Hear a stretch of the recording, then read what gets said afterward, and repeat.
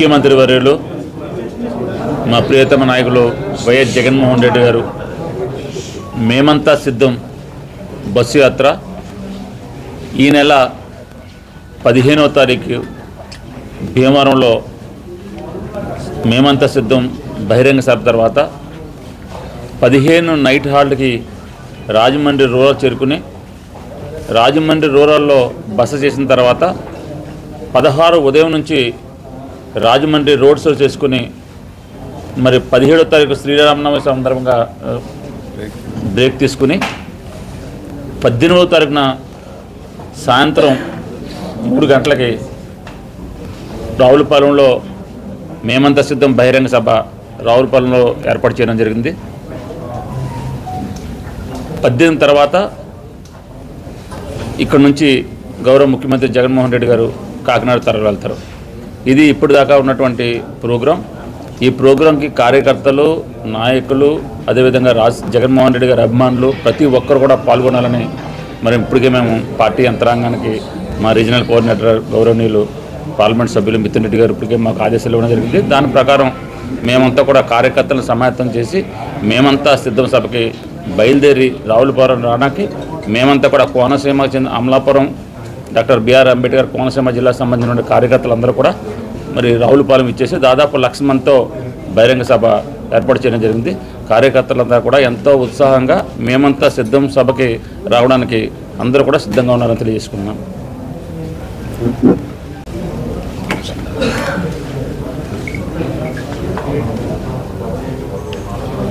అందరికీ కూడా నమస్కారం. ముఖ్యమంత్రి వర్యులు 18వ తేదీ డాక్టర్ అంబేద్కర్ కోనసీమ జిల్లాలో రావులపాలెంలో మధ్యాహ్నం 3 మేమంతా సిద్ధం బహిరంగ సభకు హాజరవుతారు. ఆ సభ మధ్యాహ్నం 3 జరుగుతుంది. దాదాపు 2 లక్షల పైచిల్లుకు వైఎస్ఆర్సీపీ అభిమానులు, కార్యకర్తలు అందరూ కూడా హాజరవుతారని చెప్పి కూడా మేము ప్లాన్ చేసుకుంటున్నాం. అదేవిధంగా ఈ కార్యక్రమాన్ని విజయవంతం చేయాలని చెప్పి కూడా వైఎస్ఆర్సీపీ కుటుంబ సభ్యులందరినీ కూడా కోరుతున్నాం. ఆ కార్యక్రమంలో గౌరవ ముఖ్యమంత్రి గారు ప్రజలందరినీ కూడా ఉద్దేశించి, జిల్లా ప్రజలందరినీ కూడా ఉద్దేశించి ప్రసంగిస్తారు. అదేవిధంగా అభ్యర్థులందరినీ కూడా స్వయంగా ఆయనే వేదిక పైన పరిచయం చేస్తారని చెప్పి కూడా తెలియజేస్తా ఉన్నాను. మరొకసారి ఈ భారీ కార్యక్రమాన్ని విజయవంతం చేయాలని చెప్పి కూడా మేము మనస్ఫూర్తిగా అందరినీ కూడా కోరుకుంటున్నాం. Thank you. Good evening to all of my journalist friends, both print and electronic media. ఈ ఎన్నిక ప్రజలందరూ గమనిస్తూ ఉన్నారు. This is fight between YSR Congress party and coalited 3 parties, Telugu Desam, BJP and Janasena. అది కొలాప్స్ అవడానికి సిద్ధంగా ఉంది.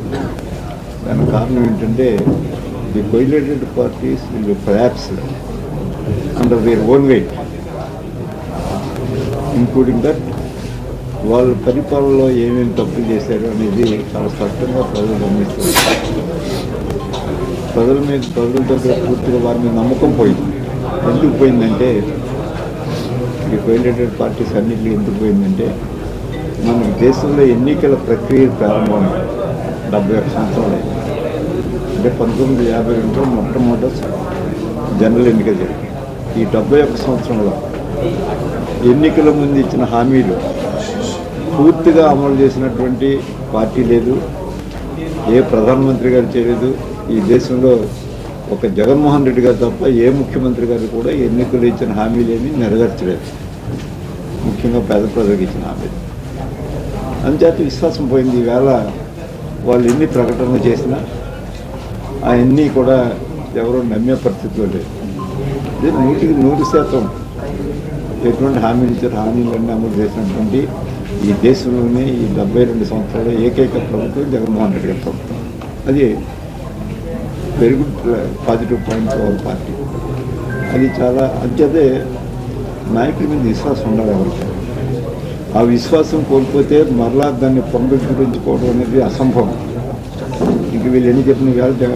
చంద్రబాబు నాయుడు గారు ఏం చెప్తున్నారు, దాదాపుగా 1,40,000 కోట్ల రూపాయలు, 40,000 70,000, 1,70,000 కోట్ల రూపాయలు సంక్షేమ పథకాలకి ప్రతి సంవత్సరం ఇస్తానని మాట్లాడుతున్నారు. మధ్య ఒకసారి మేనిఫెస్టో రిలీజ్ చేశారు. అసంభవం అది ఈ రాష్ట్రంలో. ఒకసారి చెప్పాలి, ఎప్పుడైనా కొన్ని సంక్షేమ కార్యక్రమాలు అమలు చేయాలనుకున్నప్పుడు ఏ విధంగా రిసోర్సెస్ ఏ విధంగా పెంచుకోదలుచుకున్నారు, కనీసం ప్రజెంట్ రిసోర్సెస్ కంటే ఇంకా పెంచుకోవాలి కదా, ఏ విధంగా పెంచుకోదలుచుకున్నారు, వాటి యొక్క మార్గాలు ఏంటి అనేది ప్రజలు చెప్పాలి. విద్యులు చాలామంది, అందరూ విద్యులే, చదువుకోకపోయినా కూడా తెలివితేటలకు ఎవరికి తక్కువ లేవు మన రాష్ట్రంలో.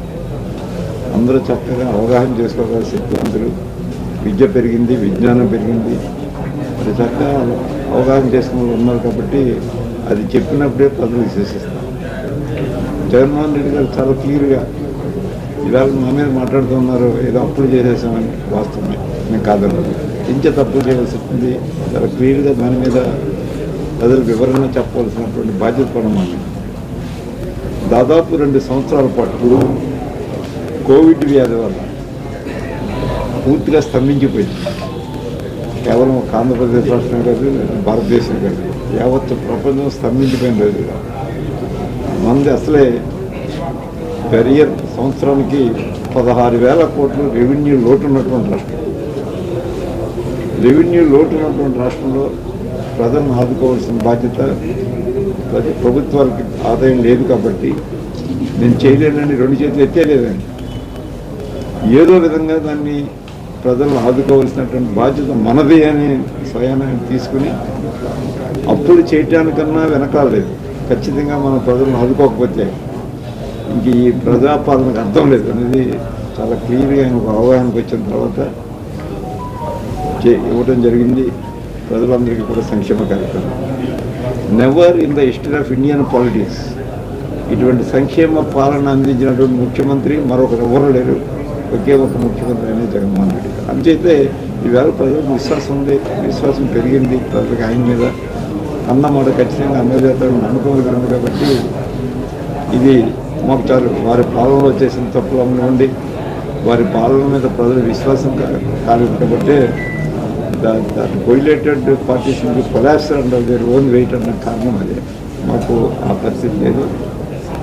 మీ అందరి వల్ల మీ పేపర్లో కొన్ని పేపర్లు అయితే ఏం రాసినా, కొన్ని టీవీలు ఏం మాట్లాడినా ఖచ్చితంగా మాత్రం ప్రజల యొక్క మనసుల్ని చెరచలేవు అని చాలా క్లియర్గా 2 ఎన్నికల్లో అర్థం కాబోతుంది.